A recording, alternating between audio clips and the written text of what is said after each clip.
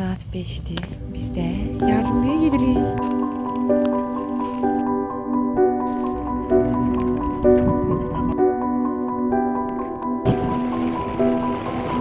Saat 5'ti. Biz de yardımlıya gelirik.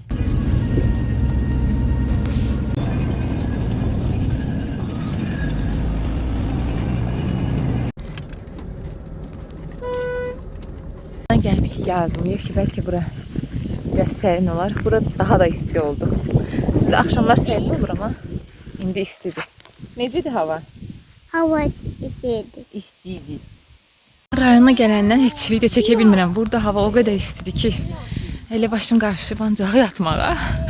Anam Gülşağa baxır, mən də yatıram. Nənəsinin pensiya kartından pul uğurlayıb gecə klublarına xərcləyən.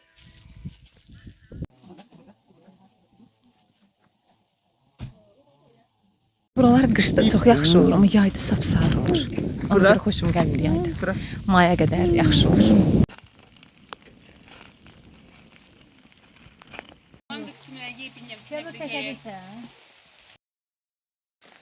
İyi var elimde.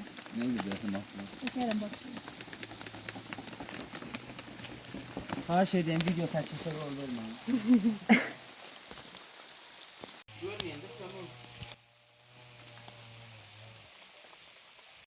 Bir qonşunun evinə çay içməyə, bizi çay qonaqlığına çağırıblar. Bu da gəlir məndən.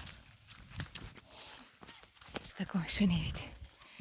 Çox çəkə bilmərəm, eyibdir.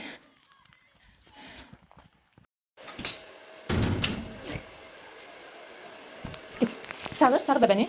Bebe. Çağır, bək çağır. Bebe. Şişi bebe. Senin qollarına bak. Qapıları bağlayan pəncərədən gəlir.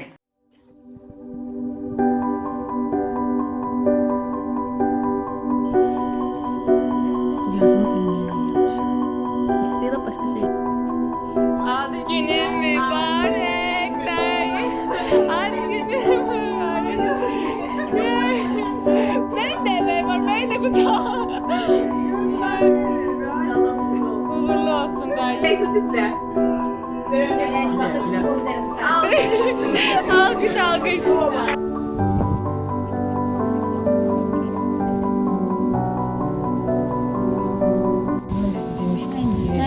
Anlayırsa gelir.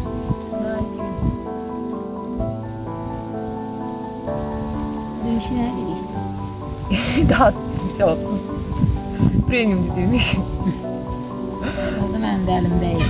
Ben de Zerra döşeğim hesabı.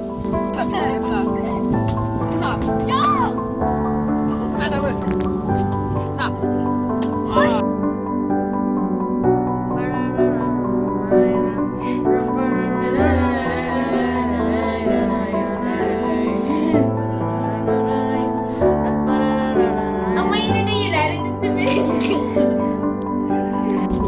Hadi annene şey ver.